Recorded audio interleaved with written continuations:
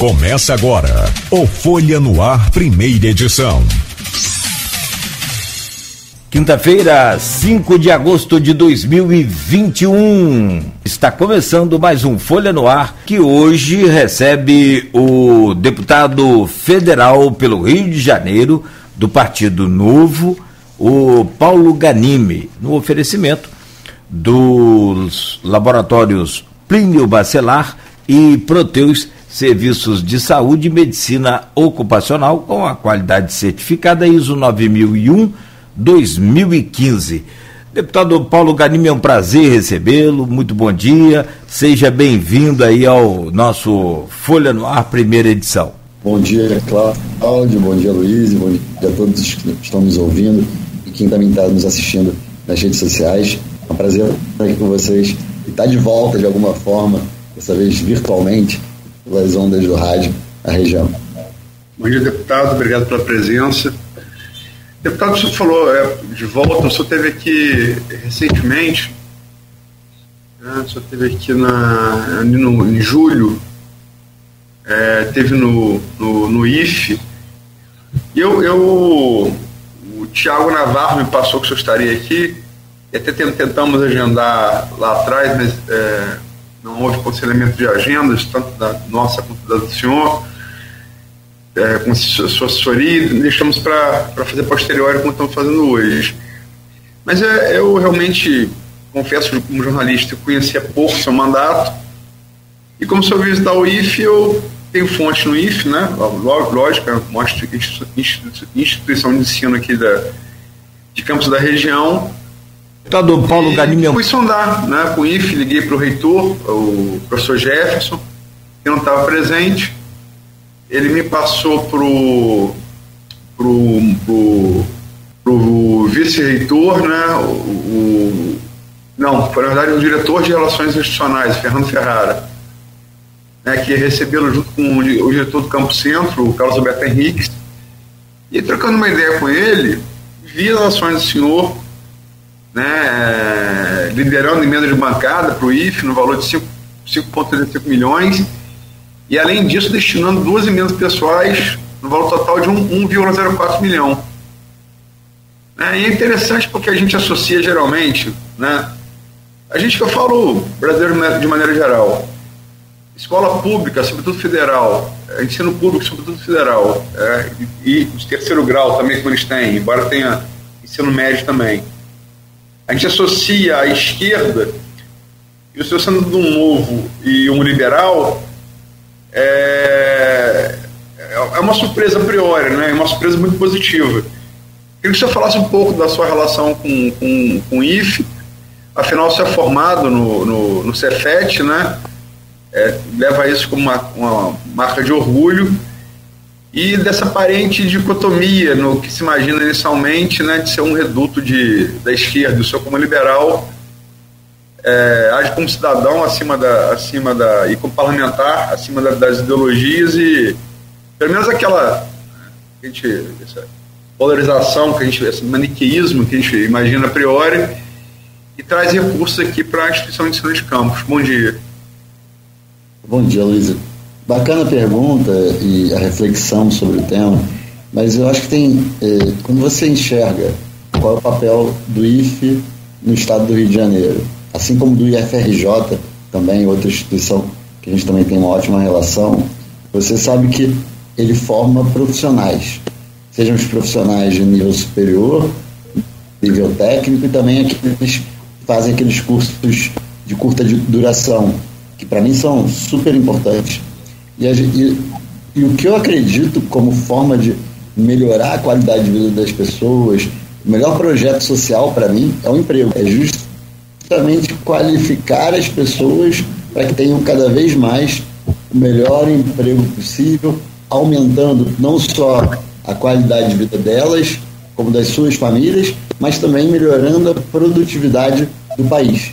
Então, quando a gente investe em recursos para o Instituto Federal, é porque eu acredito muito que a educação profissionalizante, a educação profissional, ela é fundamental para o desenvolvimento individual e para o desenvolvimento do país e do nosso estado, e também, sobretudo, de cada região onde o IFE e o IFRJ, além tem um lado que eu, assim como o Partido Novo, nós acreditamos que é papel do Estado trabalhar em que saúde, segurança e educação. Então, justamente, uma das áreas que a gente tem aí como fundamental. E quando a gente fala da educação, geralmente a gente fala ou da educação que é onde falha no país, e aí também o IFE entra com um papel importante na formação dos professores das redes municipais. Eles têm parceria com vários prefeitos, onde eles ajudam na capacitação dos professores, dos profissionais da rede de educação municipal. Então, nesse sentido, eu acho que faz todo sentido a gente investir e qualificar a de ensino, que é o Instituto Federal, no caso, o Instituto Federal Fluminense. Soma-se a isso também, quando você analisa as emendas que a gente destinou, elas são muito ligadas à inovação, laboratório de inovação, de prototipagem, de tecnologia, algo também que eu acredito muito, né? Além da questão da educação profissionalizante, da educação que prepara o jovem para o futuro, a gente está falando de inovação. Eu sou coautor, na verdade, do Marco Legal das Startups. Então, tem um projeto que eu participo, muito bacana, junto a vários órgãos, para trazer para o Rio de Janeiro, para o estado do Rio de Janeiro, inovação na área de energia. Então, são várias iniciativas também ligadas à inovação que fazem também mais uma conexão com o Instituto Federal Fluminense. E como é que foi? O senhor é formado no Cefet, né? Como é que é a sua história pessoal assim, com a instituição? Olha, na verdade, eu fiz faculdade no Cefet, realmente, fiz engenharia de produção, tenho orgulho disso. Foi o Cefet do Rio de Janeiro, né? Que não entrou no Instituto Federal, né? Alguns no Brasil aderiram, foram para o Instituto Federal, mas faz parte da rede de toda forma. Agora, na verdade, a escolha dos projetos, das emendas, dos editais, ela se dá através de um edital, onde eu escolho os projetos. E aí qualquer instituição, qualquer prefeitura do Rio de Janeiro pode participar desse edital. Então, na verdade, o fato de eu ter estudado no Cefet pode ter tido um peso subjetivo até na hora de analisar, de conhecer o papel das instituições, da instituição, mas a gente escolheu o IFE, assim como a gente escolheu outras instituições, hospitais, prefeituras, pelo papel técnico que cada uma tem e pelo papel técnico que cada emenda, cada projeto vai ter para melhorar a qualidade de vida do cidadão do estado do Rio de Janeiro. Então, eu não coloco aí um lado pessoal, né, o fato de eu ter estudado no Cefet, como algo que foi fundamental para que o IFE tenha sido contemplado. Talvez isso tenha algum peso no sentido de eu entender qual é o papel e qual é a relevância disso na formação de um jovem, mas não que isso tenha sido que eu quero retribuir a preparação que eu tive no Cefet, mas sim porque eu acredito muito no que a instituição pode gerar para a sociedade. O senhor também esteve em Campos com o prefeito Vladimir Garotinho. Como é que foi a conversa com o Vladimir? A gente, toda vez que eu tenho rodado muito o estado do Rio de Janeiro, esse ano acho que foram 44 municípios, e cada vez que eu vou num novo município, num novo ou num que eu já fui, como Campos, que eu já fui várias vezes ao longo dos últimos anos, eu busco encontrar a sociedade, a população de maneira geral, o governo, e aí pelo governo eu falo prefeitura, vereadores e também representantes de associações, né, lideranças locais, sindicato, CDL, por exemplo. Então, cada lugar a gente busca falar com todos eles. E com o prefeito Vladimir, foi mais uma vez que a gente foi atrás para conversar com o prefeito, colocar o meu mandato à disposição não é nem do prefeito, é da cidade e dos cidadãos de Campos. Isso a gente faz sempre. Não tenho quase todos os prefeitos que eu conheci ou que eu visitei, claro que o Vladimir eu já conhecia do trabalho dele na Câmara, né? A gente era colega de mandato aqui na Câmara, mas isso não influencia na minha relação com os prefeitos, ele como prefeito agora, porque isso eu faço com todos os prefeitos. Todos os municípios que eu vou, eu busco encontrar com os prefeitos. Quando a gente não consegue encontrar com o prefeito, encontra com os secretários, para colocar justamente o meu mandato à disposição, para explicar, falar um pouco desse edital de emendas, que está aberto agora, né, para 2022. Então a gente tem oficialmente até outubro para indicar as emendas no sistema do governo, mas eu faço um edital onde eu seleciono os projetos de forma técnica. E aí, para isso, eu preciso de algum tempo. Então, meu edital está aberto até agora, dia 20 de agosto, ou seja, mais 15 dias, 2 semanas. Qualquer pessoa do Rio de Janeiro, que mora no Rio de Janeiro, ou que tem um projeto para o Rio de Janeiro, pode apresentar um projeto. Não é um projeto detalhado, com planta, com esquema gráfico, nada disso. É só o que é o projeto, quem vai ser impactado, quantas pessoas, qual é o objetivo, por quê, qual a relevância desse projeto. E com isso a gente seleciona. Ano passado foram 285 projetos, selecionamos 30 e agora a gente está com o edital aberto e ainda aguardando encerrar o prazo de inscrição. E foi isso que a gente foi falar também com o prefeito Vladimir. Entender quais são as dificuldades de Campos, o que a gente precisa, como é que a gente pode ajudar, além do edital também, junto aos ministérios, em relação a temas, seja para recursos, além do edital, seja para também ajudar com temas relevantes para a cidade. A gente falou, por exemplo, da questão da mobilidade, das BRs, né, que cruzam a cidade de Campos. Então, muita coisa importante para a região e para Campos. Deputado, o senhor quer comentar? O senhor conheceu o Vladimir como parlamentar, né, colega deputado, e como o senhor disse, o senhor costuma manter um hábito de vir a Campos. E nessa viagem, por exemplo, agora o senhor rodou 10 municípios do norte e noroeste fluminense, inclusive Campos. Se eu não me engano, até no dia que eu soube, o senhor estava em Cambuci, né? Mas o senhor conheceu ele como deputado, o senhor tem conhecimento de Campos, mantém visitas regulares aqui ao município e à região. E uma pergunta que eu faço aqui costumeiramente, o governo Vladimir completou agora, no final do último mês, 7 meses de governo. Logicamente, seja qualquer governo, em qualquer esfera, né, municipal, estadual, federal, 7 meses é um período muito breve, né? Mas qual a sua impressão desse início do governo Vladimir, vendo de fora?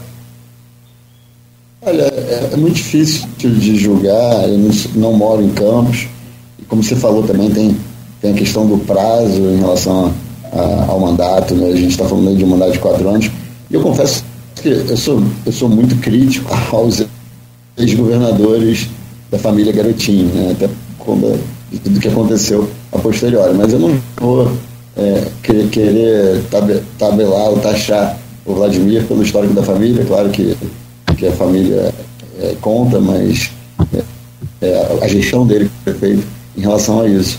E o que eu ouvi dele, e ouvi até de outras pessoas, mais até do que uma percepção própria, é muito na questão do equilíbrio fiscal, tentar acertar as contas públicas. Eu acho que nesse sentido ele tem avançado. Eu acho que talvez seja algo muito importante, algo que eu defendo muito, que a gente não pode ser totalmente, não pode ser nem um pouco, na verdade, leviano, leniente com as contas públicas, ser perdulário, gastar dinheiro que não tem, gastar mais dinheiro que tem para poder fazer obras de populismo. Então, assim, eu acho que nesse sentido, pelos relatos que eu tive, são positivos. Espero que isso seja realidade até o fim e que iniciativas populistas que geram voto e geram apoio popular, mas que a gente sabe que depois quem paga a conta é a própria população, até porque o dinheiro sai do bolso da população, que isso não aconteça. Então, eu prefiro não entrar tanto em detalhe, até por falta de conhecimento mesmo. Mas eu sempre torço quando alguém ganha uma eleição, por mais que às vezes eu torça contra aquela pessoa no pleito, que eu vote contra aquela pessoa no pleito, no momento que ela ganha, que ela é eleita, eu torço para que ela faça um bom governo. Se ela não fizer, quem vai pagar a conta é a população. Às vezes eu também, né, como cidadão. Então eu sempre torço para que as pessoas, independente de partido político, independente de viés ideológico, uma vez eleita, ok, foi essa pessoa que o povo escolheu, foi essa pessoa que as urnas definiram como a pessoa que vai governar aquela cidade, o estado ou o país. Então vamos torcer para que o governo seja de sucesso. Porque se o governo não for de sucesso, a realidade da cidade, do estado e do país vai melhorar. Tem aqui várias intervenções já no streaming. O Igor Rangel diz aqui: bom dia, primeiro parabenizar o deputado pelo excelente trabalho e também pela visita à cidade de Campos, e vale ressaltar que Campos tem um núcleo do Partido Novo. Tomando esse lembrete do Igor Rangel aqui, eu elogio o senhor, o seu trabalho parlamentar. Como é que é a relação do senhor com o núcleo do Novo aqui em Campos? É muito boa, inclusive quero até cumprimentar e todo mundo de Campos, você citou, né, o próprio Thiago Navarro, que é o nosso representante. Eu tenho um programa que eu chamo de Juntos, que é um projeto que a gente tem de representante dentro do estado do Rio de Janeiro, que não só que representa o meu mandato, mas também o mandato do deputado estadual Alexandre Freitas, e também ajuda também na ponte com o restante da bancada do Novo do Rio de Janeiro. E dentro disso a gente tem uma presença em cada município. Hoje nós temos 31 representantes em torno do estado do Rio. Eu, como eu tenho um compromisso com meus eleitores, com a população, desde a minha campanha, de economizar pelo menos 50% da minha verba de gabinete, da minha cota parlamentar. Então, eu tenho uma equipe muito enxuta, eu poderia ter 25 assessores, eu, na média, ao longo do meu mandato, eu tive 8, agora estou com 9, um projeto especial, e então eu conto com esses voluntários espalhados pelo estado, e o Thiago, esse nosso voluntário, aí em Campos, e a representatividade do Novo em Campos também é muito bacana, muito positiva. A gente tem um trabalho muito grande. Em 2018, o Novo de Campos cresceu muito, o Novo de Campos esperava também, me ajudou muito, eu tive uma bela votação em Campos. O Novo de Campos esperava também participar das eleições municipais de 2020. Infelizmente, o Novo tem algumas regras, algumas definições de como o município precisa estar, o que ele precisa fazer para conseguir atingir e ter um diretório municipal e participar das eleições municipais. Infelizmente, a gente não conseguiu atingir essas metas em Campos, e com isso o Novo não participou das eleições municipais de Campos. Então, acabou que dissipou um pouco o trabalho, muita gente acabou não continuando apoiando o Novo, continuando não apoiando a instituição, e a gente está retomando um trabalho muito legal. Quando eu estive em Campos, a gente conseguiu reunir alguns filiados, algumas pessoas que têm aí tinham curiosidade pelo Novo, queriam conhecer melhor o Novo, saber como é que estava o meu mandato. Eu fiz uma prestação de contas, além também, claro, pessoas que já eram filiadas. Então, é um momento bacana de retomada do Novo de Campos, que tinha realmente dado uma reduzida, até um pouco por frustrações de algumas pessoas, e pessoas também que às vezes estavam no Novo, mas não eram tão alinhadas assim como a gente imaginava, acabaram indo para outros partidos. Mas agora a gente está retomando com muita força, e a nossa relação com o Novo de Campos, na verdade, com todo o Novo, é muito bacana. Não é só com o Novo de Campos, é com todo o Novo do Rio de Janeiro, do Brasil todo. Sou convidado, às vezes, para viajar, ou fazer agora com a pandemia, né? A gente não tem viajado praticamente, mas para fazer palestra, conversar com filiados, com pessoas de outros estados também. Então a gente tem aí uma relação com o Novo de Campos muito boa. E o Novo Novo de Campos tem um representante local, né? Tem uma representação local que é como se fosse o nosso diretório, já que a gente não precisa, na verdade, nem que não possa abrir um diretório com tanta antecedência e que não precisa ter para ter um diretório. A gente tem uma estrutura que a gente chama de R30, né, que é o representante do Novo, e que funciona como se fosse um diretório aí em Campos. Então essa é a nossa relação, e funciona muito bem. A gente está querendo voltar a fazer com que o Novo esteja cada vez mais forte aí na região. Esse nome Novo, deputado, é extremamente sugestivo, né? Eu trabalho um pouco com marketing, esse Novo é realmente muito bom o nome, boa escolha, mas por outro lado também é aquela história, né?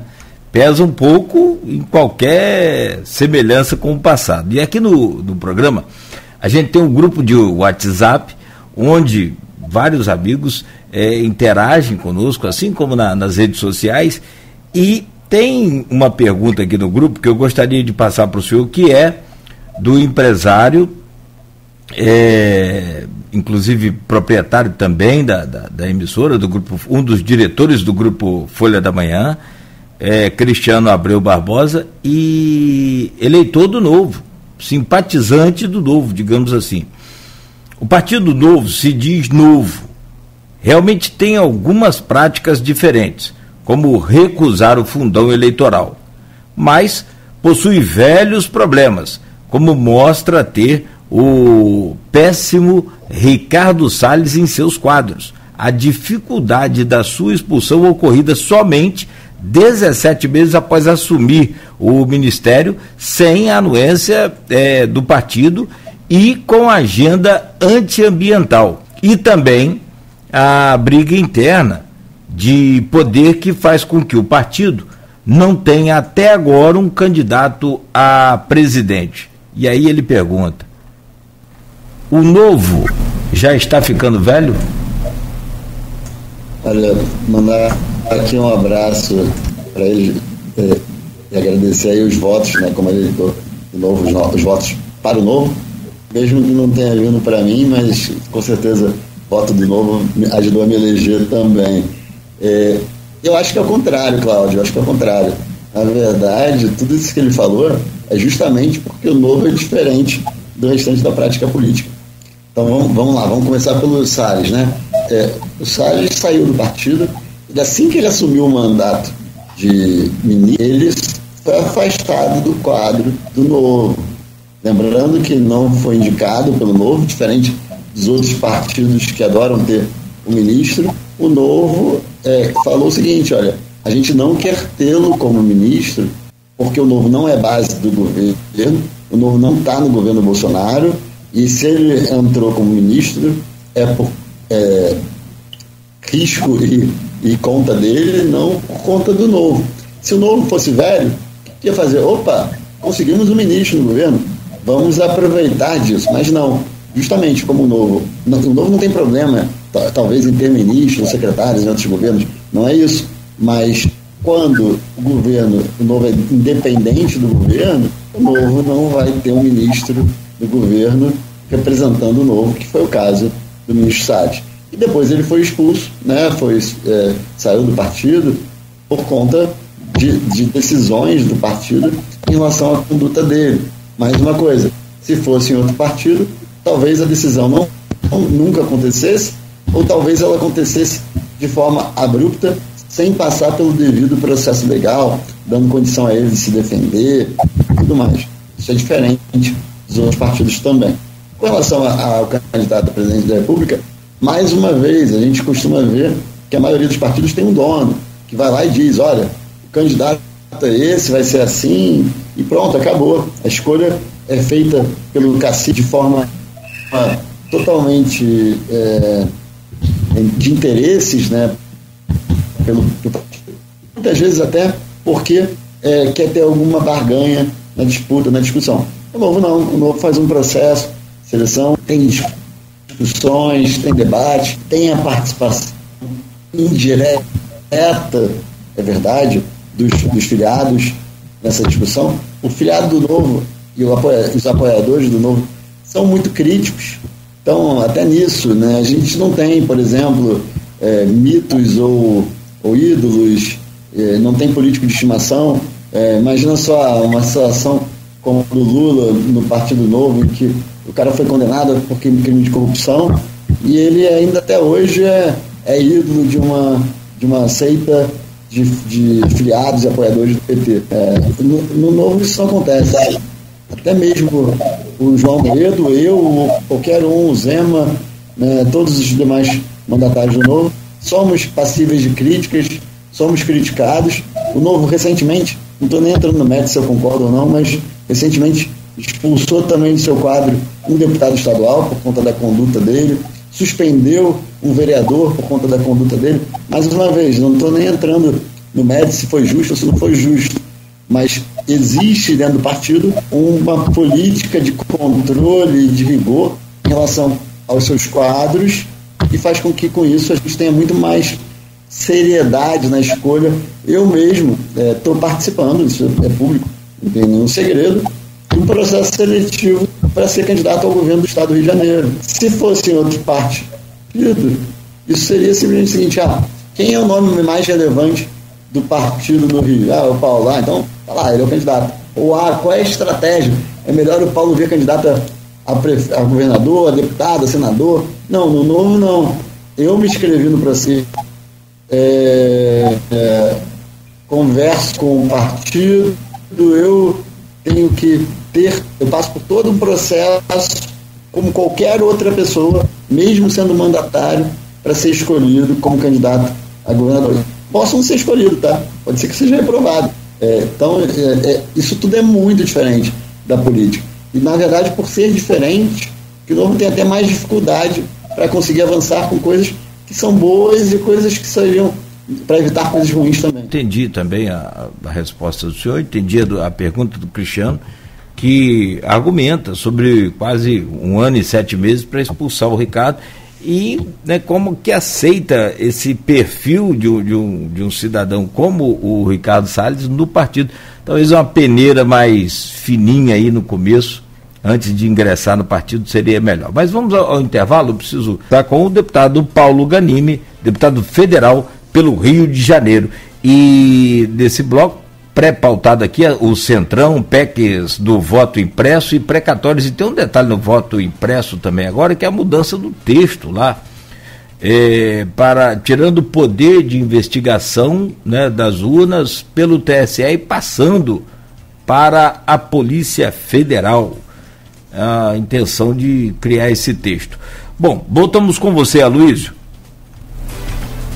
Estou vendo aqui a notícia, estamos apurando.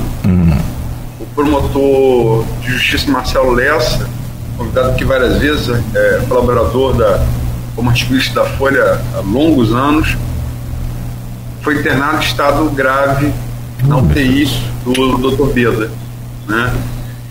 Vamos acompanhar aí o caso. Mas temos a apuração já. É um amigo pessoal,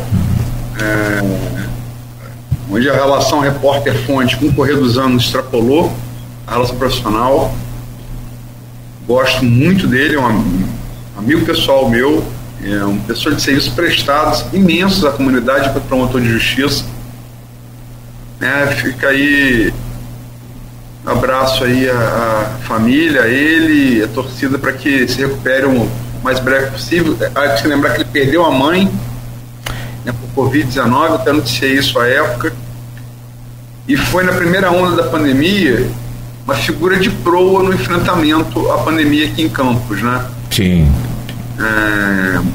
Um jeito corajoso que sempre tem, destemido, fechou estabelecimentos comerciais que queriam, naquele momento, furar o lockdown imposto lá no governo Rafael, né?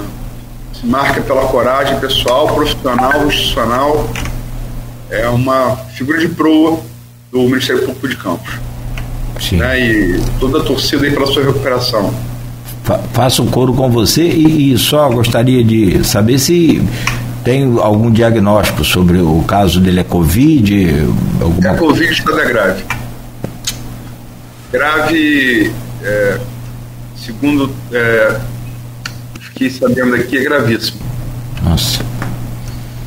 Nossa corrente aí de fé, e ainda mais na semana aqui que celebramos o Santíssimo, que tenha piedade aí do Marcelo, assim como tantos outros, né, que estão também passando por esse sufoco aí pela vida. E se tem uma pessoa nessa cidade que lutou contra o Covid, foi o Marcelo Lessa, né? Vai ser até uma ironia, né? Mas se Deus quiser, vai sair dessa. Sim. E vai se recuperar. Daqui a pouco está conosco aí. Deputado, desculpa, mas Marcelo é uma figura muito conhecida aqui de Campos, tem muitos serviços prestados e precisava fazer esse registro que eu soube aqui agora. O senhor está cotado aí nessa... A gente vai entrevistar aqui alguns pré-candidatos, né? Entrevistamos o prefeito Eduardo Paes há cerca de 3 semanas. Na semana passada, o Arnaldo, que divide comigo a bancada aqui, e o Cláudio entrevistaram o ex-governador Pezão. Vamos entrevistar na sexta-feira da próxima semana, Rodrigo Neves. Estamos trazendo aí, Cláudio Nogueira, na edição impressa de sábado, uma entrevista com o governador Cláudio Castro. E já chegamos a marcar com o deputado federal, seu colega deputado, Marcelo Freixo. A gente teve que rever por causa da agenda, estamos tentando marcar uma nova data. E o senhor também é pré-candidato, que parece, a governador, já pontuando em pesquisas com 3,4%. Como é que está a sua pré-candidatura e qual a sua disposição pessoal para encarar isso se o partido se decidir?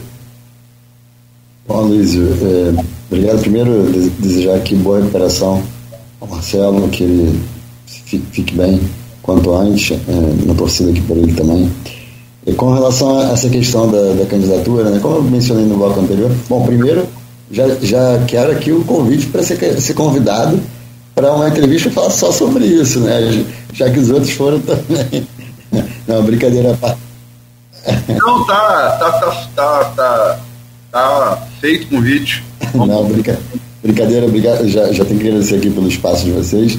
Mas com relação à minha candidatura, como eu mencionei, eu estou no processo seletivo do Novo. O Novo faz um processo em que é bem rigoroso, tem análise de passado, conhecido como background check, compliance, né, conduta, analisam várias coisas. Tem uma empresa de consultoria que faz essa análise.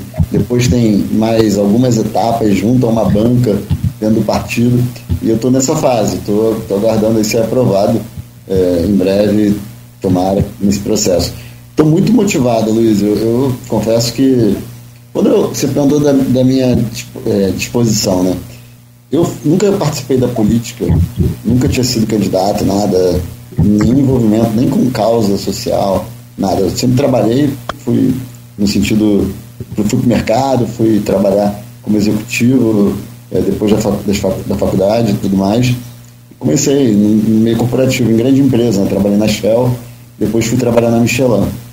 E eu estava fora do Brasil há 5 anos, quando eu resolvi ser candidato. Eu estava pela Michelin, fiquei 3 anos e meio na França, depois fiquei 1 ano e meio nos Estados Unidos. Eu confesso que eu estava com aquele velho ditado, com boi na sombra, tá? Morando nos Estados Unidos, uma cidade tranquila, com um trabalho bom, ganhava bem, tudo ótimo, não tinha nenhum motivo para voltar para o Brasil, mas eu voltei para ser candidato, porque eu entendia que eu queria muito ajudar a mudar a realidade do Brasil, mudar a realidade do Rio de Janeiro, e eu achava que era o momento e era o projeto certo. O Novo, acreditava muito no Novo, já acompanhava o Novo há mais tempo, já era filiado ao Novo desde a sua formação, mesmo estando fora, mesmo não conhecendo ninguém, eu me filiei assim que saiu o registro do Novo. E aí, quando em 2018 eu vim candidato, fui eleito, eu não tinha plano de depois eu vou vir para governador, nada disso, longe. Achava que a minha contribuição como deputado federal já era bem grande e me motivava, e me motiva muito até hoje. Eu gosto do que eu faço, né? Tem, claro, momentos de baixa, momentos que você fica chateado com o que acontece na política, mas eu gosto do que eu entrego. Principalmente, eu gosto muito, Luiz, muito mesmo, dessas viagens que eu faço pelo estado do Rio de Janeiro. Eu acho que é uma das partes mais legais do meu mandato, é conhecer a realidade do Brasil como um todo, mas mais ainda do meu estado, né? E eu fiz isso desde a campanha, eu rodei muito na campanha o estado, fui a quase 30 municípios, né? Não fui, claro, em todos, mas... E agora, só esse ano, fui a mais de 40. Então, assim, eu gosto de conhecer a realidade, entender os problemas, estar em contato com a população, saber o que é isso. E o meu caminho mais fácil seria ir agora para a reeleição. Eu teria uma eleição mais ou menos consolidada, tranquila, né? Claro, não é fácil, não vou dizer que é fácil, mas muito mais fácil do que ser eleito governador do Rio. Mas quando eu olhei, a minha motivação, minha reflexão sobre vir candidato a governador, ela surgiu quando o Witzel foi afastado do cargo. E eu falei assim, cara, não é possível. O Rio de Janeiro tem o 6º governador envolvido em escândalo de corrupção. Alguns foram presos, alguns estão presos até hoje, e o Witzel que não foi preso, mas sofreu impeachment. Então, eu não consigo mais aceitar esse tipo de situação. Não dá. O Rio de Janeiro está quebrado, o Rio de Janeiro está mal. A gente pode até ter algumas vitórias recentes, né? Como o leilão da cidade, que eu acho que foi super favorável e vai injetar muito dinheiro, tanto pela venda, né? Pelo valor que as empresas vão pagar para o Estado do Rio de Janeiro, para os municípios, como também pelos investimentos ligados às obras de infraestrutura para o saneamento. A gente tem a Lei do Gás, que eu fui um dos maiores incentivadores e que trabalhei muito para que ela seja aprovada, que ela fosse aprovada, que agora a gente vai trazer muito investimento para o Rio. Mas não dá para a gente achar que o Rio de Janeiro vai melhorar com os governantes que a gente sempre teve, né? Ou pelo menos nem só os governantes. A gente olhou o Witzel e falou, pô, o Witzel é um cara diferente, juiz, nunca foi da política, pô, vai fazer alguma coisa diferente. Eu nem votei nele, tá, para falar a verdade, mas achei que ele fosse aquele cara diferente. E não foi, né? Mas por quê? Quando você olha um pouco para trás, não adianta só botar um indivíduo diferente com os mesmos grupos de sempre. E é o que a gente vê, né? O Witzel estava lá com os mesmos grupos políticos de sempre. O Cláudio Castro, eu acho que é um cara bem razoável, tenho muito respeito por ele, a gente se dá bem, é um cara que, pô, não dá para comparar em relação ao Witzel, pelo menos em termos de personalidade, né? De ser um cara mais centrado, de tentar, acho que unir um pouco mais o Estado, acho que é uma figura bem melhor, mas olha o secretariado dele, olha o governo dele, está também eu não tenho aversão à política não, Luiz. Eu acho que a política é super importante, tanto que eu entrei para a política para fazer política. Eu me dou bem com os políticos, eu tenho uma relação boa com os meus colegas deputados e tudo mais, procuro os políticos, mas uma coisa é a boa política, outra coisa é você estar ocupando cargos com interesses que para mim não são os interesses da sociedade. Então, assim, eu acho que está no momento que eu não vejo no cenário político do Rio um nome que seja condizente com o que a gente precisa para o Rio de Janeiro, com todo o respeito aos outros pré-candidatos. No caso do Freixo, por exemplo, que é um dos nomes mais fortes, e aí é uma questão até de visão ideológica totalmente diferente da dele. Eu acho que ele pensa A, eu penso nem B, eu penso Z, né? Porque é totalmente diferente. E eu não quero que o que ele acredita como solução para o Rio seja implantado no Rio, porque eu acho que vai mudar, vai ser diferente do que a gente viu no passado, mas vai ser um diferente bem ruim também, né? Então eu tô muito nesse sentido, de me colocar à disposição. Eu em 2018 não era político, não tinha envolvimento nenhum com a política, não conhecia nada da política, fiz o máximo que eu pude, que era ser eleito deputado federal. Acho que eu até ultrapassei o máximo no sentido de ir além do que se espera de alguém que nunca teve envolvimento com a política. Agora, eu não posso achar que eu ser reeleito deputado federal é o máximo que eu posso fazer para melhorar o Rio de Janeiro. Então eu tenho que me colocar à disposição para ser candidato a governador. E o senhor espera lograr isso? Quer dizer, a gente sabe que lógico, todo político que entra, todo mundo que entra numa disputa pensa em ganhar. Mas o Novo não tem ainda a capilaridade de outras legendas mais tradicionais, né? E o senhor ainda é um nome relativamente pouco conhecido do eleitor fluminense. Falo do todo do eleitor, né? Há como vislumbrar uma possibilidade real de vitória, uma candidatura, ou do senhor, ou de qualquer outro nome do novo com o mesmo perfil aqui para governador, diante de nomes. Cláudio Castro também era muito pouco conhecido até pouco tempo atrás, mas assumiu o governo e passou a ser conhecido. E como o senhor disse, está com uma injeção de recursos aí, né, substancial, são 22 bilhões entre Estado e municípios que participam aí do plano da venda da SEDAI, né, é muito dinheiro, né, isso deve injetar, né, deve fazer diferença. Tem Marcelo Freixo, que é seu colega parlamentar, que já foi candidato a governador, né? A prefeito. A prefeita, ele disputou com Marcelo Crivella o segundo turno e perdeu, né, na eleição anterior, foi 2016, né? Enfim, e vem aí, ele mudou de partido para vir a governador. E tem o Rodrigo Neves, que é prefeito de Niterói, talvez também não seja tão conhecido assim do todo do eleitor, mas elegeu seu sucessor primeiro turno em Niterói, né, tem uma base forte lá, tem aliança, e foi lançado aqui, esse lançou aqui com o Caio Viana, e disputou o segundo turno prefeito de Campos, uma eleição muito acirrada com o Vladimir, a mais acirrada da história política de Campos, desde que o segundo turno foi implementado com a Constituição de 88. Como é que o senhor pretende, tirar essa desvantagem de conhecimento, de estrutura que esses candidatos certamente terão? Bom, Luiz, você falou, o Cláudio Castro, ele ainda não é conhecido, tá? Ele tem a máquina na mão, ele tem apoio de prefeitos, mas se você olhar, perguntar para as pessoas, metade não sabe quem é ele e outra metade não sabe nem qual é o nome dele. É claro que a máquina ajuda muito. Agora, a rejeição dele está em mais de 60%. Também é algo bem relevante nesse sentido. E ele não é uma figura política de tanto renome. Então, quando você fala do Freixo, né, o Freixo tem uma rejeição altíssima, tanto pelo histórico dele, né, pelo pessoal, tudo bem, ele saiu do partido para tentar ser um pouquinho mais a versão Lula, Paz e Amor de 2002 do Rio de Janeiro, mas a rejeição dele é muito alta. E se você for para o interior, é mais ainda. A gente conhece o interior, sabe que o interior do Rio tem uma rejeição ainda mais alta pelas ideias do PSOL e da esquerda, parecida com o PSOL, né, nesse sentido. Então, eu não vejo ele como uma grande força. Você vê, ele não consegue ganhar nem no Rio de Janeiro, na capital, onde o pessoal é bem mais forte do que no interior. Ele não consegue ganhar nem para prefeito.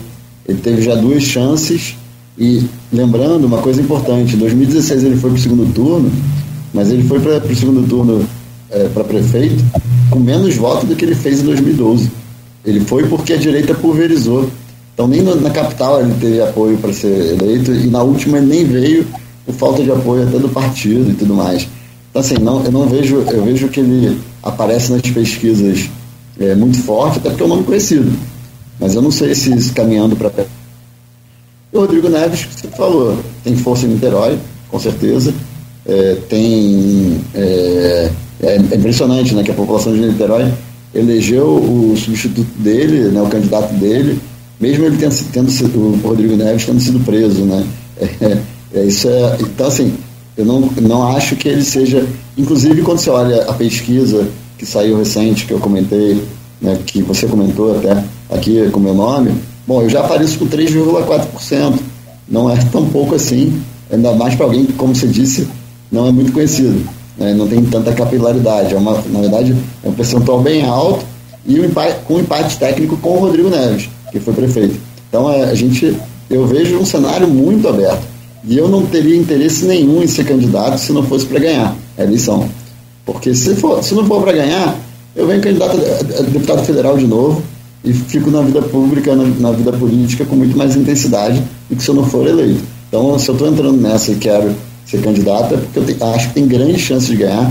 Acho que a população do Rio quer alguma coisa diferente de verdade, não um Witzel da vida. Eu não sou nenhum aventureiro, já tenho um mandato, vou ter um mandato de quase 4 anos nas eleições, as pessoas conseguem analisar o meu mandato, diferente do Witzel, que era um desconhecido, assim, era um juiz, né, claro, tinha o histórico dele como juiz, mas não uma vida pública de verdade. Então, assim, tem muita diferença e tem muita coisa positiva nesse sentido. E sem falar que eu espero que na próxima eleição a gente tenha debate, né, que a pandemia permita, se a gente tenha controlado até lá, e que a gente tenha debate. E se tiver debate, Luiz, eu acho que dá para dar uma projeção muito grande, que eu acho que em termos de ideias e discussões eu consigo ter uma vantagem muito boa aí. Imagino que o senhor, como liberal, vai dar um bom debate com o Freixo, né? Com certeza. Ele, na verdade, para mim é o adversário ideal do segundo turno, se eu for para o segundo turno. Eu fiquei sabendo numa pesquisa do Ideia Big Data, que não foi divulgado, no Pesquisa Quali, que saiu aí a Poder 360, estava até falando aqui do Data Poder, que é o instituto criado pelo portal, né? Que reputo, tem pouco tempo, mas eu reputo como um site mais sério do Brasil, ligado ao mercado financeiro, mas tem uma linha editorial completamente independente, um bom site, muito bom. Em pouco tempo conquistou uma credibilidade muito grande. E falando aqui das rejeições, a gente estava comentando a rejeição de Bolsonaro, que é proibitiva, a rejeição de Lula é muito alta, né? Mas a de Bolsonaro é mais de 50% em todos os institutos de pesquisa. E óbvio, né? Segundo turno, para chegar a 50 mais um. Se tem 50 que não votam você, a aritmética não precisa ser um gênio para ver que está complicado. O senhor joga com isso, com uma rejeição talvez menor do que a dos outros nomes, para poder chegar lá e, sobretudo, chegando lá no segundo turno, o senhor se sagrar vencedor? Com certeza. Isso é parte da visão também que a gente tem. Acho que indo para um segundo turno, e eu tenho muita confiança que é possível ir, o fato de eu não ser radical para nenhum dos lados faz com que eu tenha uma rejeição mais baixa, né? Acho que eu não nem diria que o Cláudio é radical, mas ele é muito associado ao Bolsonaro, né? Então acaba que com isso ele se torna uma pessoa radical. Você vê que eu falo até bem dele, mas é porque eu não gosto de falar mentira também, então acaba que então assim, eu acho que o Cláudio, ele vinculado, carimbado como bolsonarista, acaba tendo uma rejeição alta, e sem falar também a rejeição pelo governo dele, né, que está uma taxa de rejeição muito alta em relação ao governo dele, herda coisas do Witzel, herda coisas dos problemas do Estado, mas também tem o lado dele ser pouco conhecido, das pessoas não saberem o que ele faz, né? Então acho que isso tudo pode contribuir sim para uma vitória no segundo turno. Só para informar, a gente entrou em contato aqui com a assessora do promotor Marcelo para confirmar a informação e procede, realmente. Está internado no UTI do Bedo e o estado é muito grave. Vamos ficar na torcida, porque supera isso, já superou tanta coisa, um camarada tão corajoso, né? E espere isso também, e daqui a pouco esteja conosco que ele volta. Mas a informação está confirmada, tá? Deputado, eu vou até, acho, mudar um pouco a pré-pauta, porque eu não realmente, e nesse ponto, falha a mim enquanto jornalista, não me informar devidamente da sua pré-candidatura ao governo do Estado. Eu vou fazer o seguinte, Nogueira, se você me permite, deputado também, vou deixar esse bloco com isso. E depois a gente vai para o nacional. Quem o senhor acha? Pelo que o senhor já falou, o adversário ideal para qualquer um no segundo turno, e eu concordo com essa leitura, é o Freixo. Essa pesquisa do Ideia Big Data que eu citei aqui, que não foi divulgada, mostrou algumas coisas assim, interessantes. Estou falando interessante porque eu concordo ou discordo, mas dados interessantes para você projetar algumas coisas. Primeira, que o antibolsonarismo está muito grande no país, é menor no estado do Rio do que nos demais estados, né? E a segunda coisa que a pesquisa ela indicou é que o antipetismo ainda é muito forte aqui no estado do Rio de Janeiro. Freixo pega esse antipetismo como o Castro pega o antibolsonarismo. O senhor joga com essa, porque é aquilo que a gente falou aqui no pergunta anterior, né? Primeiro turno é intenção de voto, o segundo é rejeição. No aspecto rejeição, até onde eu sei, até por não ser um nome muito conhecido, tem pouca. Mas como vencer a etapa da intenção de voto no primeiro turno? Luiz, eu acho que você trouxe aqui um dado interessante, né? O cidadão fluminense é tido como o cidadão que vota mal, né? Até pelo histórico de governadores presos.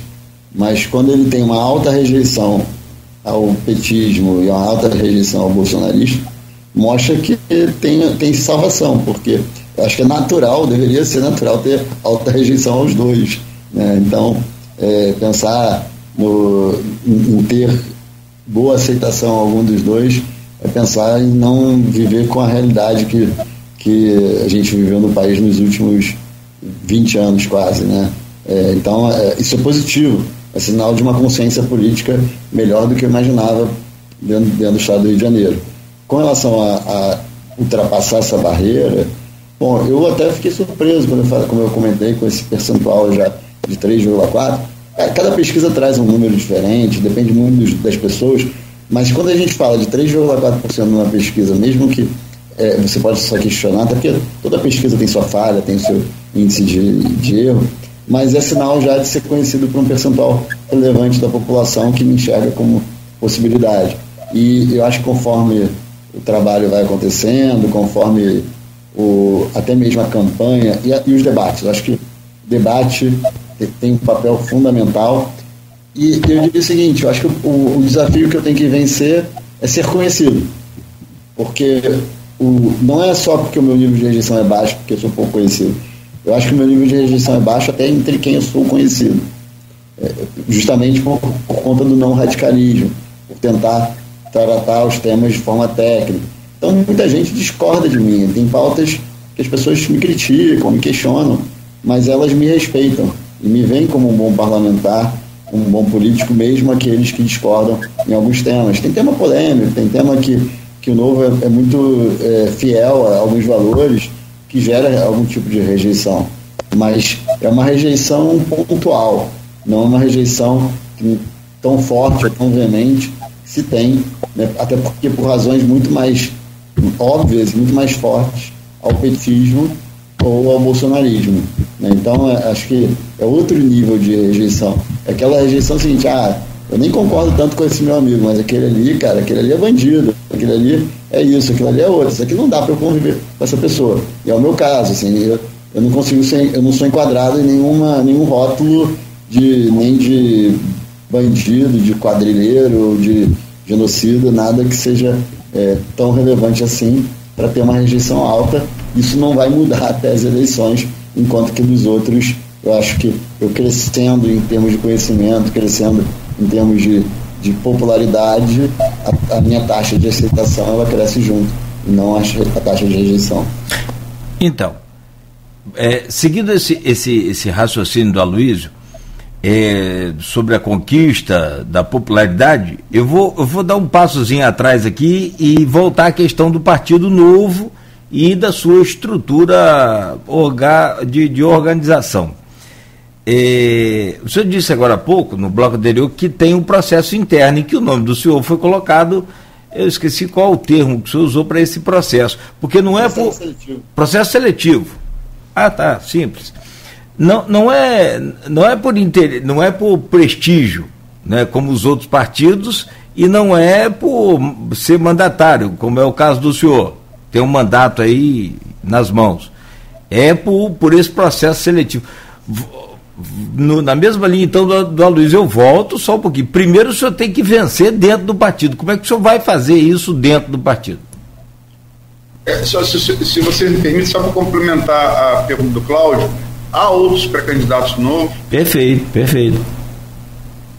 Não, Cláudio, o processo seletivo, ele é técnico, não é um processo político dentro do Novo. Então, o vencer é mostrar que eu tenho uma visão correta do que é o Rio de Janeiro, quais seriam meus planos para o Rio, o que eu preciso fazer para ganhar uma eleição. não é tanto uma noção de prévias em que eu tenho que fazer política interna, mas sim muito mais uma visão técnica do processo. Então acho que é diferente a visão. Então, assim, para eu vencer isso, e não demora muito, tá? Acho que até o final desse mês isso deveria estar encerrado, início do mês que vem. É muito mais uma noção. Por que tem um processo? Porque a gente está muito acostumado na política a pensar em pessoas populares. Por exemplo, vou dar um exemplo aqui. Agora a gente tem aí o Datena como potencial candidato, como pré-candidato à presidência da República. É um baita jornalista, um cara conhecido, de renome e tudo mais. O que o credencia a ser candidato a presidente da República? Ser um grande jornalista, conhecido e com grande popularidade. Ele tem alguma capacidade de gestão? Não estou falando que ele não tenha, mas ninguém sabe. Ele tem capacidade para administrar um país? Não sei, ninguém sabe. Mas ele é pré-candidato porque ele tem popularidade. Luciano Huck foi um pré-candidato que eu acho que já desistiu. Também, a mesma coisa. O que o credenciava como futuro candidato à presidência da República? Ser conhecido, um dos maiores apresentadores, ser competente no que ele faz e tudo mais. Ele teria capacidade de gestão? Ninguém sabe. Não estou falando que não, tá? Nem estou nem dizendo nem dele, nem da Pena. Mas as pessoas viram candidatas porque são populares, ou porque têm apelo, porque são cativantes. E no Novo, o objetivo do processo seletivo não é esse. O objetivo do processo seletivo é, ok, eu já sou conhecido, eu sou relativamente conhecido, eu já sou deputado, mas eu sei o que é ser governador do Rio, eu sei como resolver os problemas do Rio de Janeiro, eu sei como fazer uma campanha para governador. É isso que o processo seletivo do Novo vai ver. A popularidade já é dada, as pessoas já sabem, né, já sabem quem eu sou, já sabem quem eu não sou. Agora, será que eu tenho essa capacidade? Eu sou um bom deputado, eu diria ótimo deputado, mas ser um bom deputado significa ser um bom governador? Não necessariamente. É claro que eu acho que sim. O atributo de eu conhecer a política, já está ali dentro, né, já tem uma experiência, me traz uma qualificação a mais para ser um bom governador, mas não é a única qualificação necessária. Então, vencer essa barreira é muito mais de mostrar para o partido que realmente eu vou representar o partido e o Rio de Janeiro corretamente, caso eu seja governador, dentro desse processo. Agora, é claro, Cláudio, aí vocês até falaram anteriormente, né, até no finalzinho do bloco passado, mas o Salles foi aprovado, fulano foi aprovado. Qualquer processo seletivo é falho.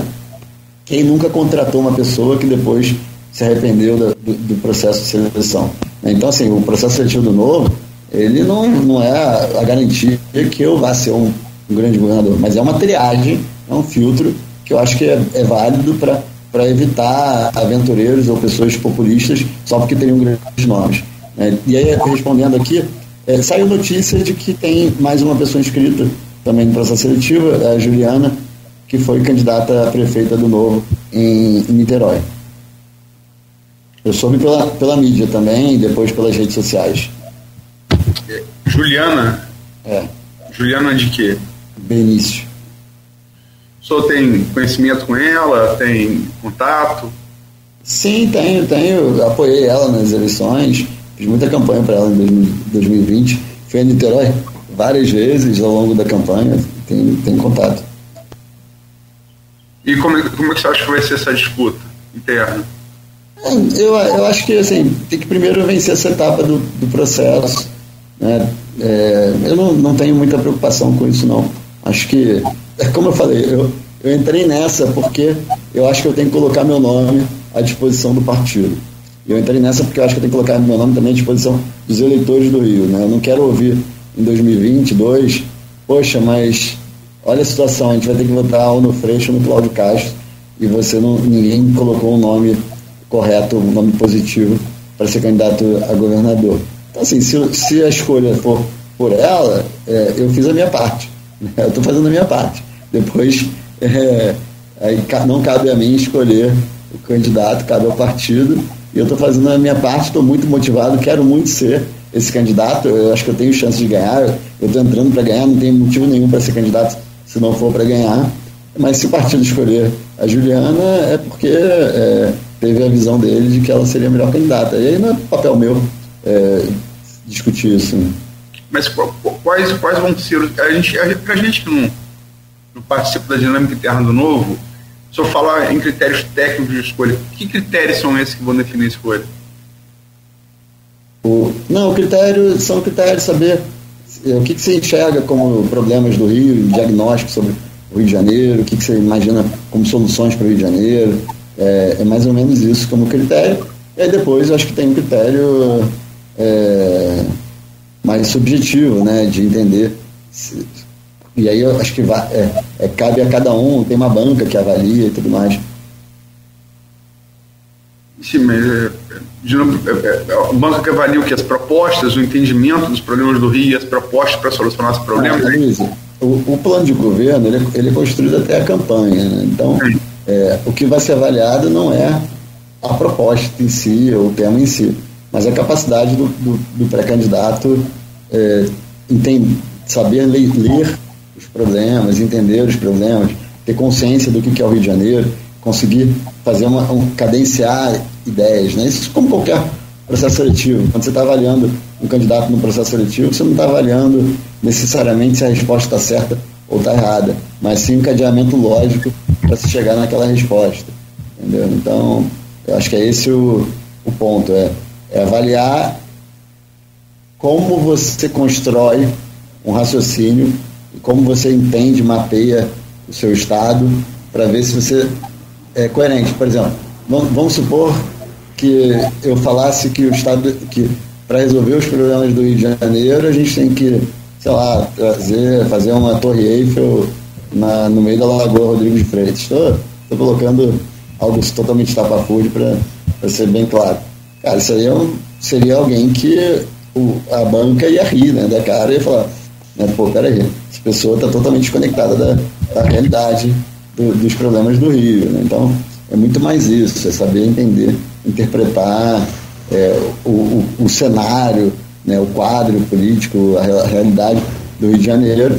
E é claro que o detalhe de uma solução, de um plano de governo, isso é construído, né? A gente já está trabalhando até nisso, mas é algo que você constrói ao longo do tempo e vai ter isso pronto lá na campanha, não vai ser para o processo seletivo. O senhor acha que, aproveitando aqui umas perguntas que o Thiago Navarro fez no grupo, é uma pergunta muito pertinente, o senhor acha que serve como exemplo, ou até onde, eu acho que serve como exemplo serve, né? Um cara do Novo que está em cargo executivo, de grande visibilidade.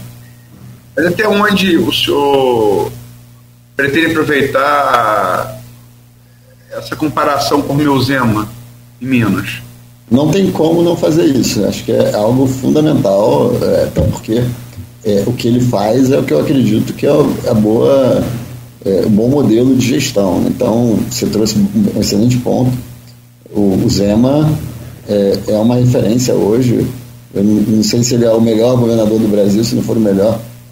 Na minha opinião, ele é o melhor, né? Mas eu digo, na avaliação da população, se ele não for o melhor, ele está ali no top 3, em termos de popularidade, em termos de entrega, em termos de resultados, de indicadores. Você vê os indicadores de segurança pública, indicadores de educação, indicadores financeiros, indicadores de saúde, tudo dele está muito acima da média, e a população está reconhecendo isso, tanto em termos de satisfação ao governo, como também as pesquisas de opinião para 2022, né? Talvez ele até se elegendo no primeiro turno como governador, reelegendo como primeiro turno. Então, a gente não tem que nem inventar a roda, a gente tem que até copiar, não só do Zema, até acho que é importante ver o que os outros estados estão fazendo de positivo, de correto, né? Por exemplo, a questão da segurança pública. O Zema tem um trabalho muito grande feito, muito positivo. São Paulo tem uma realidade também muito diferente da do Rio. Tem que ir atrás dos exemplos, né? O que é melhor do que ter um exemplo dentro de casa, como o próprio Zema, que ele traz de volta o ponto que eu falei no início, Luiz, quando a gente estava falando sobre o que é diferente, né? Não adianta você trazer um Witzel da vida envolto de pessoas que são as pessoas que sempre governaram o Rio e sempre colocaram o Rio na situação que está. Quando você olha o Zema é um cara fantástico. Se vocês não ouviram ainda, não conhecem, vale a pena. Aquele jeito de mineiro do interior, com um profissionalismo absurdo, o cara que é um baita executivo, Ele pegou uma empresa familiar e fez ela virar um monstro no sentido positivo, né? Cresceu pra caramba a empresa hoje é gigantesca, e ele está fazendo a mesma coisa no poder público, mas com humildade, com o jeitinho dele, aquele jeito mineiro de ser e tudo mais. Mas não é só ele. Se ele estivesse sozinho ali, cercado dos mesmos de sempre, eu acho que nem ele ia conseguir dar jeito. A grande diferença para mim, acho que o grande diferencial é que ele é o cara certo, ele é um cara muito bom, muito preparado, e está envolto de um projeto que é correto. Ele fez processo seletivo para os secretariados dele, ele tem equipe técnica, a equipe dele é muito boa.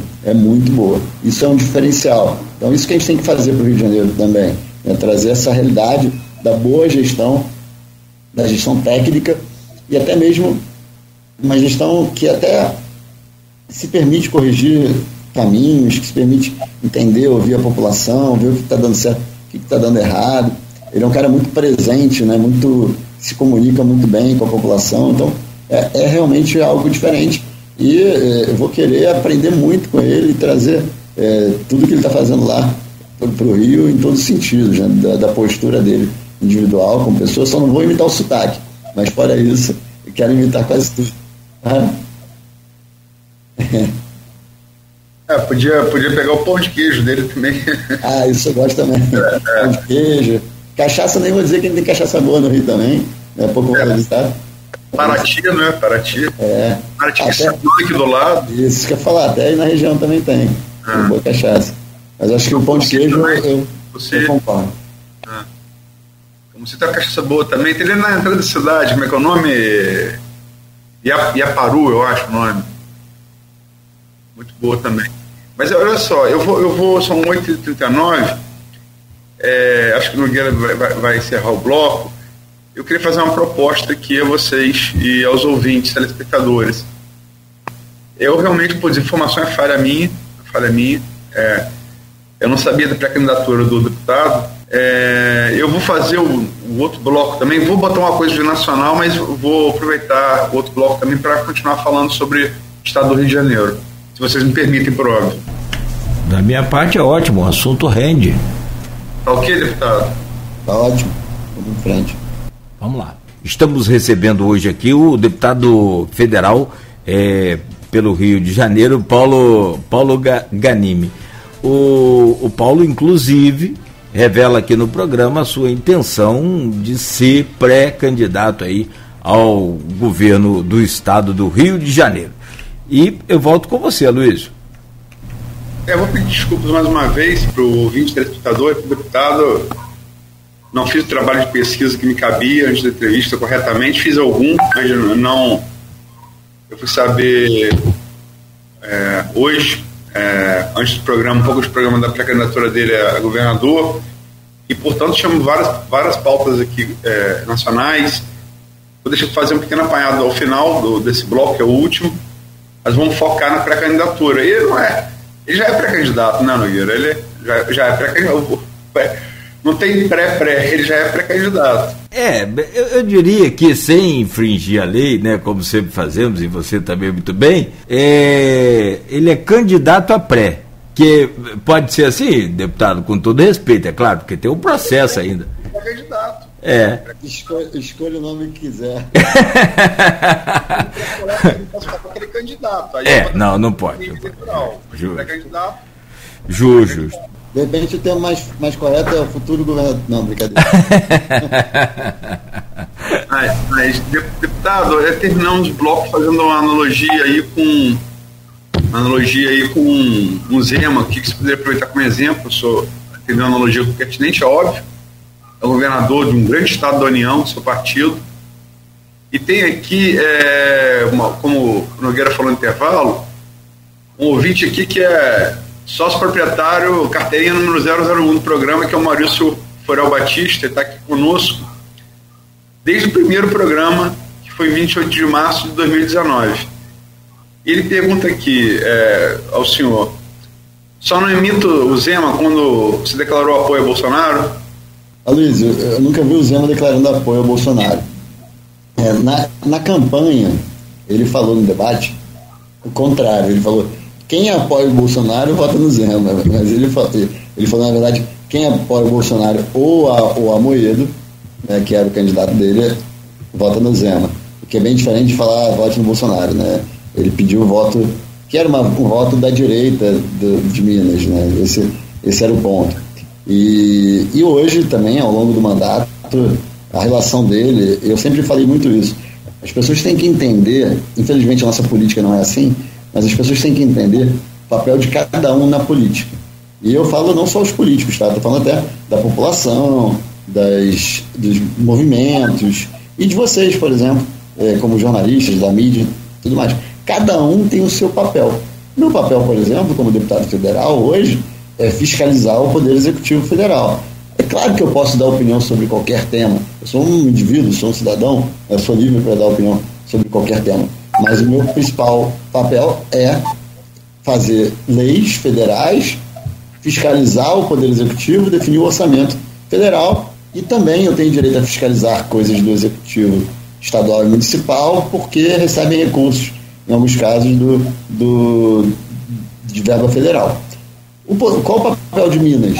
Qual o papel do Zema? Governar o estado de Minas Gerais. O que ele precisa fazer isso? Ele precisa se envolver em mínimo de polêmica possível. Ele vive, diferente de São Paulo, por exemplo, que é um estado autossuficiente praticamente, que tem muito dinheiro. Minas, ele recebeu Minas quebrado, junto com Rio de Janeiro, nosso estado, e Goiás e Rio Grande do Sul, eram os 3 estados que estavam quebrados mesmo, necessitando de regime de recuperação fiscal. O que você vai brigar com o governo federal numa situação dessa? Você não precisa ser amiguinho, você não precisa ser o cara lá que vai ficar tirando foto, elogiando o Bolsonaro. E ele nunca fez isso. Agora, você não precisa ser também o cara que vai ficar falando de temas federais o dia inteiro, que não compete ao governador de Minas. É possível até que o Zema tenha a opinião dele, mas ele não vai ficar ali fazendo politicagem, como a maioria dos políticos estão. Ele antes, no sentido, mais do que ser político, ele é o governador. O governador vem antes, no sentido de prioridade, né? Não de tempo, mas de prioridade, do que ser político no sentido amplo da palavra, de ficar falando, comentando sobre qualquer tema. Isso é muito importante as pessoas entenderem. E as pessoas não entendem isso. Que quando você é prefeito de uma cidade, por exemplo, é a mesma coisa. Os prefeitos do Rio de Janeiro precisam ter uma boa relação com o Cláudio Castro, que é o governador atual. Para que eles vão ficar brigando com o Cláudio Castro? Quer dizer que eles vão ser apoiadores, que eles vão estar pedindo voto para ele, que eles vão ficar fazendo gracinha com o Cláudio Castro? Não. Mas eles não precisam brigar com o Cláudio Castro. A mesma coisa os governadores. E, inclusive, eu acho que a gente deveria ter uma relação, e se a gente tivesse uma relação, e aí falha principal do presidente da República, muito mais coesa entre os governadores e o presidente, com respeito, sem briga política, sem essa briga, por exemplo, que o Bolsonaro tem com o Dória, a situação do país em relação à pandemia e todos os outros temas estaria muito melhor. A gente está vendo aí, eu não vou afirmar que é verdade, mas acusações de que o Bolsonaro está deixando de enviar vacinas da Pfizer para São Paulo, por conta do Dória. Isso é um absurdo. É isso que a gente quer para Minas? Não. A gente quer uma relação... E aí, mais uma vez, a culpa de São Paulo é dos dois, é do Bolsonaro e do Dória, que ficam ali alimentando aquela briga.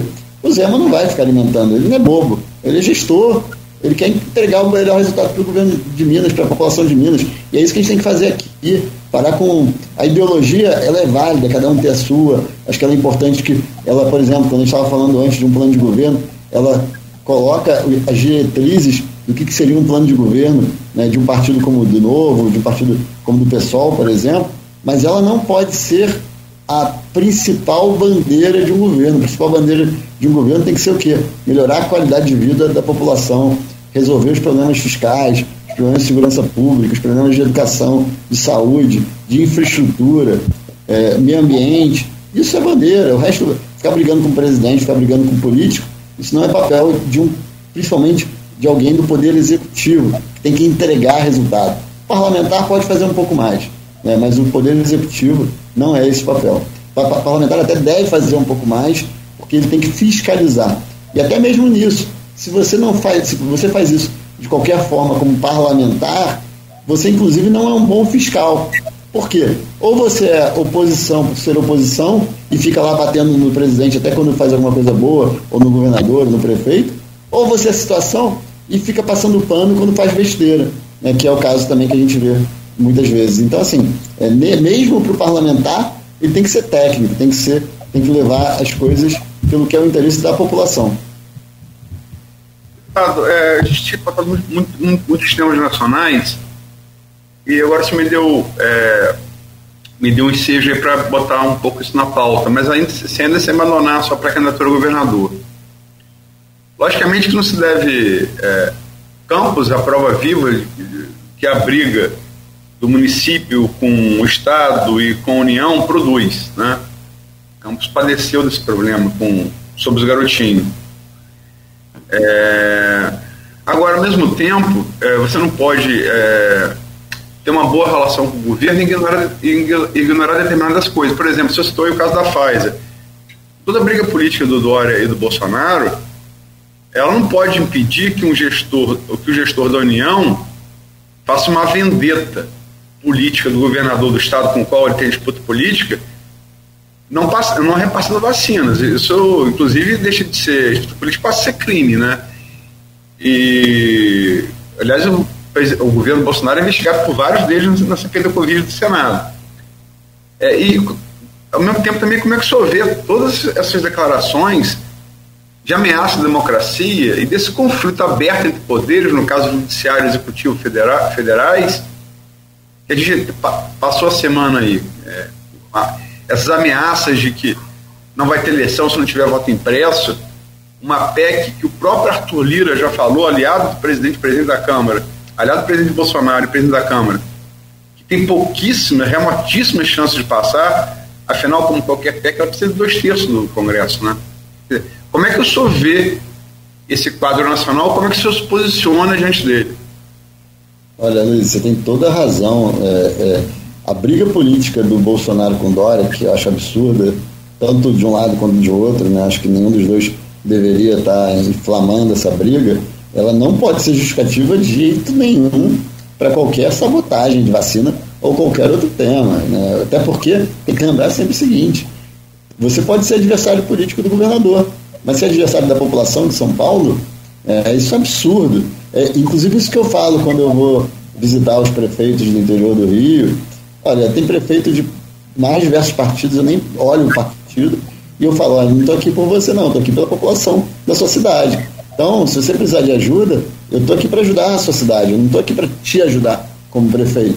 Claro que eu converso com o prefeito porque ele consolida, ele concentra as demandas, a visão do que está acontecendo na cidade. Então, assim, briga política ser motivo para qualquer tipo de sabotagem ou qualquer tipo de atuação contrária a um determinado estado não é vergonhoso nem absurdo, não. É o que você falou, chega perto, dependendo do tipo de atuação, de ser criminoso. Cara, pensar, São Paulo é o maior estado do Brasil em termos de população, o presidente da República que não governa também para São Paulo, porque o governador é adversário político dele, cara, é absurdo isso, é absurdo, né? Não se justifica.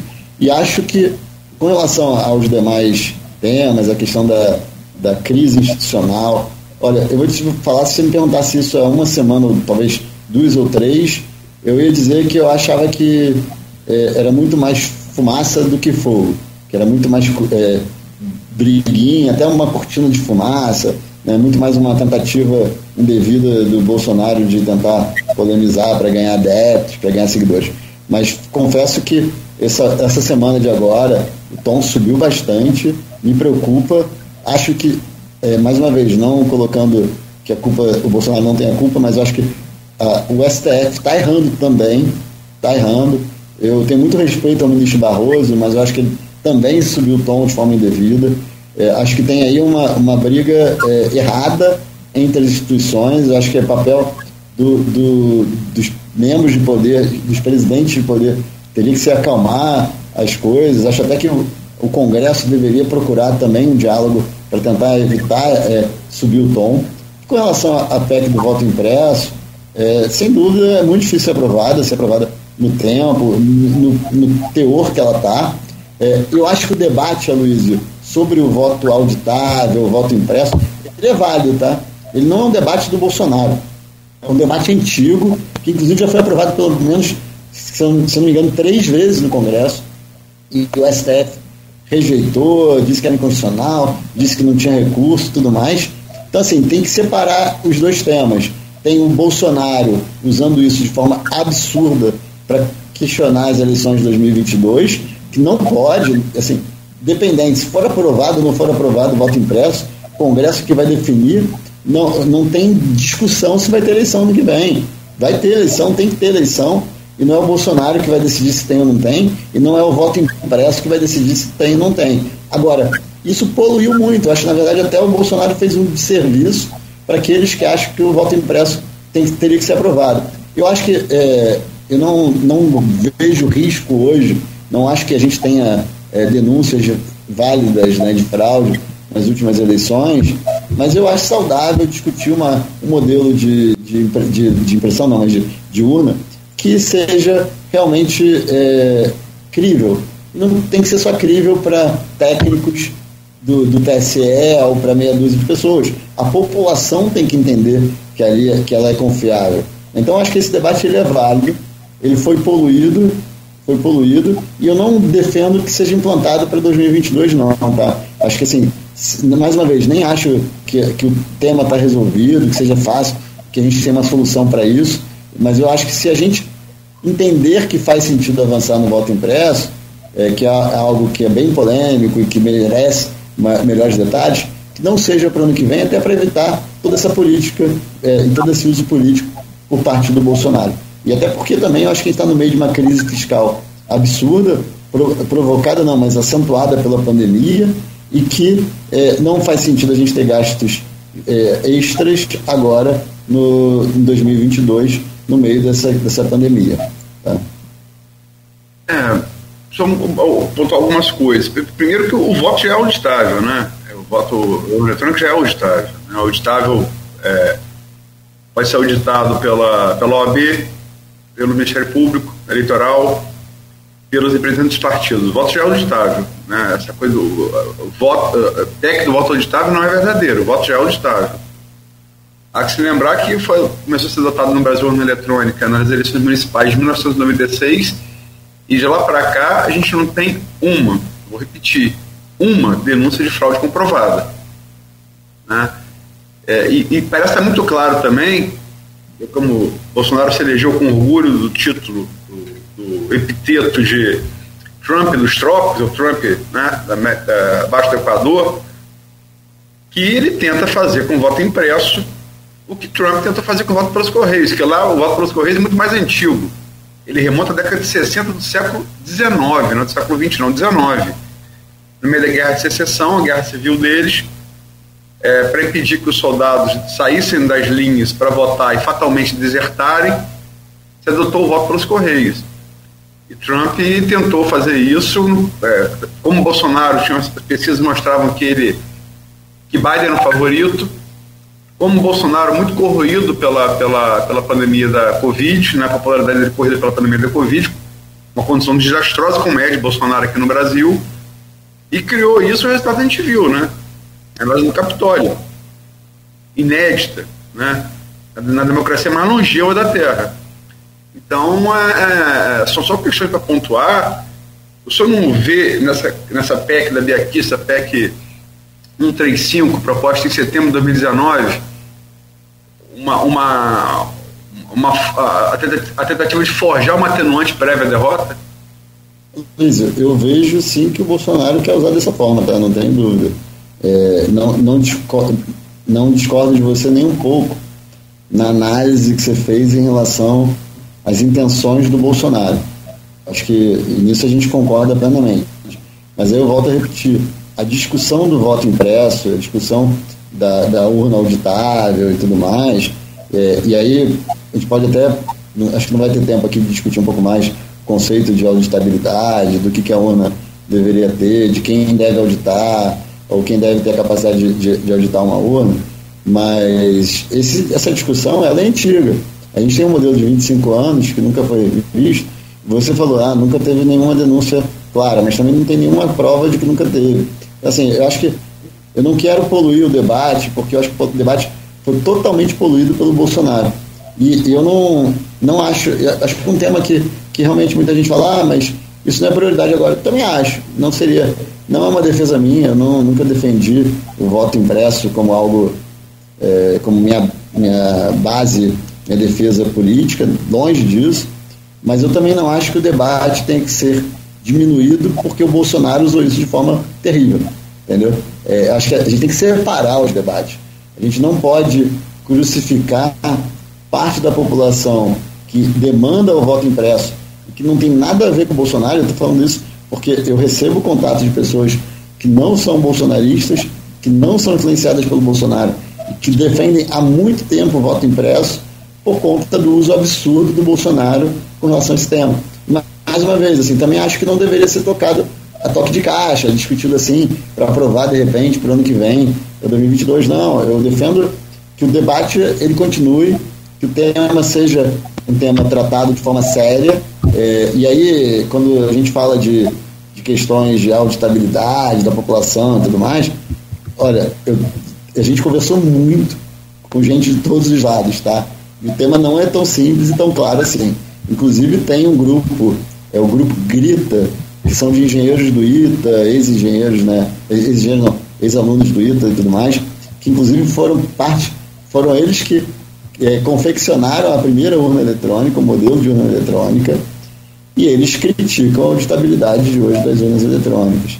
Tá? Então, assim, acho que, mais uma vez, eu não quero poluir o debate, porque eu concordo plenamente contigo com a sua análise com relação ao uso político do Bolsonaro.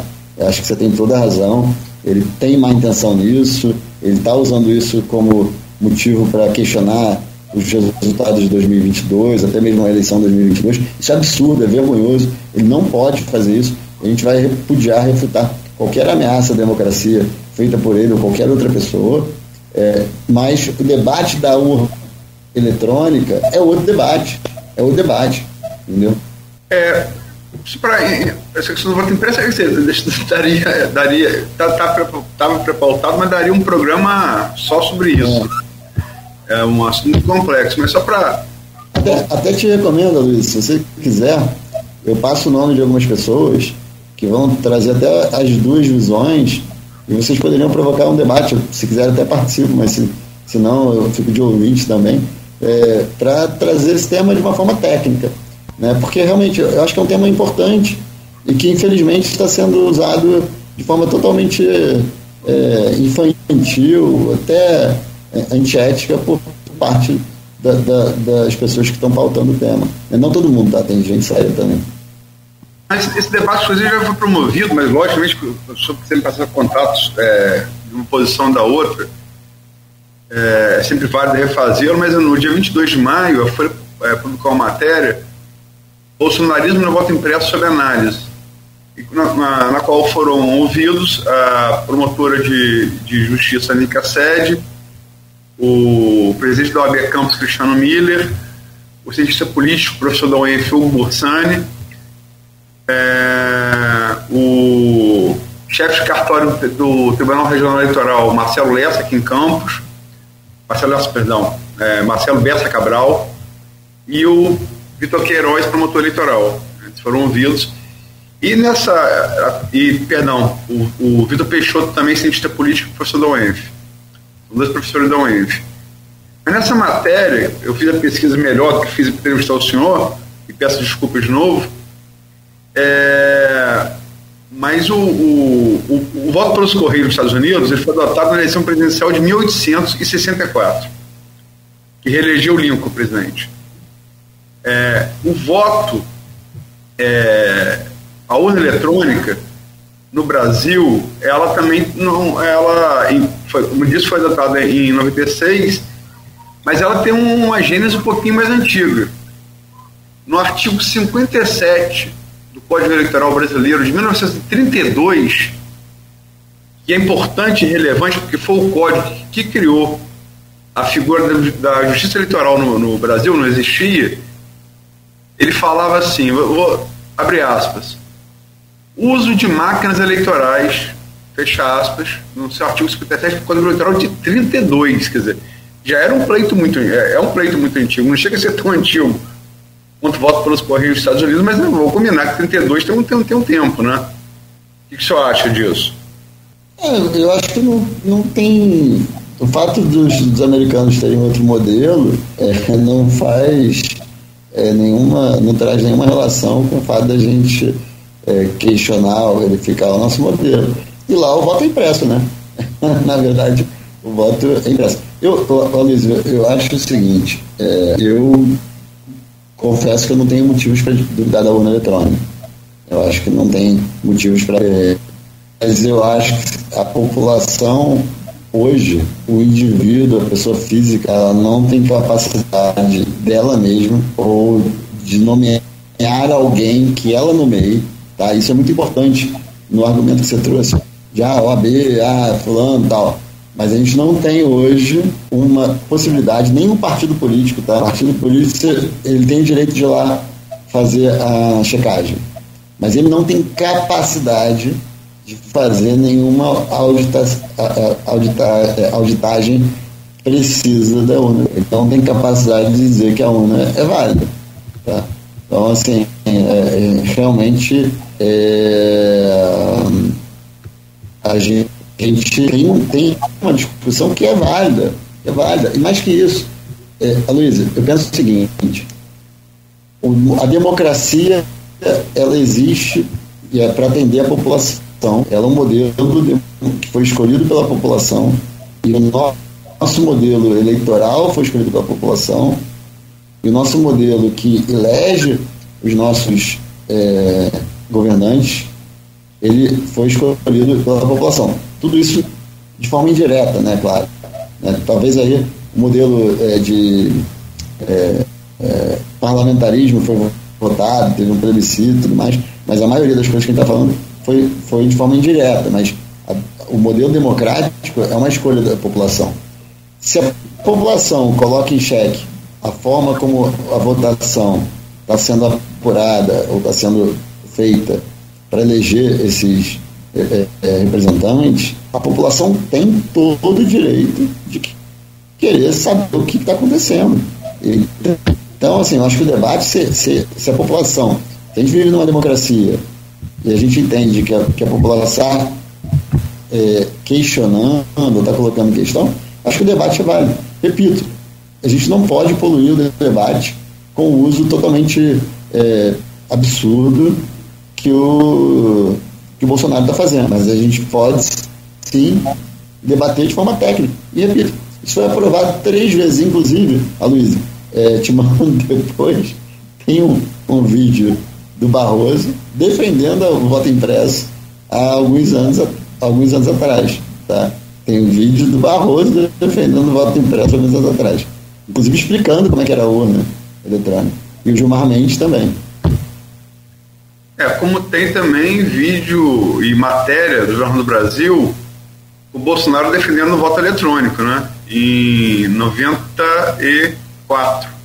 Exatamente, mas o ponto é esse, Luiz.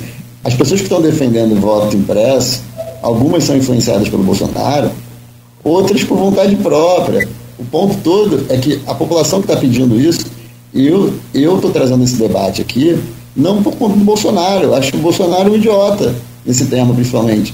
Então, assim, a minha reflexão sobre o tema é apesar do Bolsonaro, não é por conta do Bolsonaro. Entendeu? Esse é o ponto. Agora, quem está defendendo veementemente contra é aquele que já foi a favor. Então, assim, não coloca o Bolsonaro na discussão, porque quando você coloca o Bolsonaro na discussão, a gente concorda. O que ele está fazendo, o que ele defende, a forma como ele faz, é absurda. É absurda. Mas a discussão do voto impresso, ou melhor, para mim não é nem voto impresso, tá? Eu acho que eu até questiono se precisa ser impresso, mas a discussão da auditabilidade do voto, que é algo até mais abstrato do que o voto impresso, eu acho essa discussão válida. Não por conta do Bolsonaro, apesar do Bolsonaro.